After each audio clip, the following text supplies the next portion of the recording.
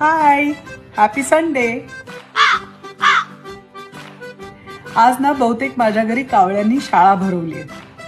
पाहायचे तुम्हाला?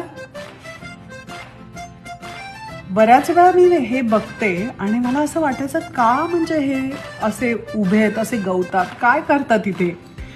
आणि नंतर मला कळायला हे खूप वेळ लागला की ही जी गवताची गादी असते ना, त्या गादीच्या खाली हजारो अर्थवॉर्म्स असतात, म्हणजे आपली गांडुळं, आणि ते कावळे हॅपीली ती गांडुळं खात असतात.